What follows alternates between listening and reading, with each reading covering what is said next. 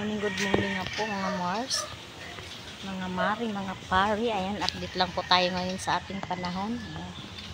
Napakahangin po sa amin. Ayan.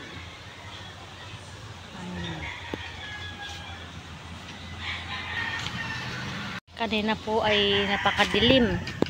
Ayan, ngayon naman po, ayan o, sumikat na naman kaunti ang aming araw. Pero lang po malakas po yung hangin.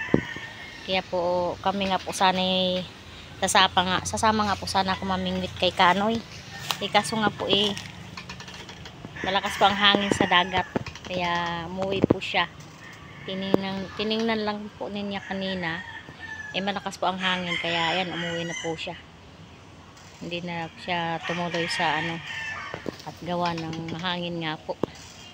Ayan, mahirap po pag mahangin. Baka saan tayo tatangayin ng hangin. Ayan. Kaya dito lang po muna tayo sa ating bahay. Ayan. Hahanapin po natin dito yung mga itlog po ng ating mga manok.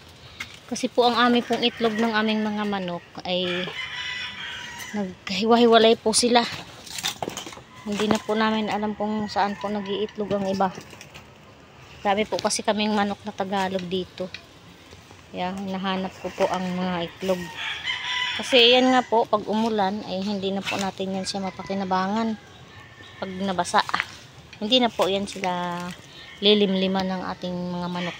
Iiwanan na po yan. At dito naman po sa may ilalim ng manggahang ari wala naman pong manok ditong maglilimlim at malinis po. Hindi naman po madamoy. Ayan.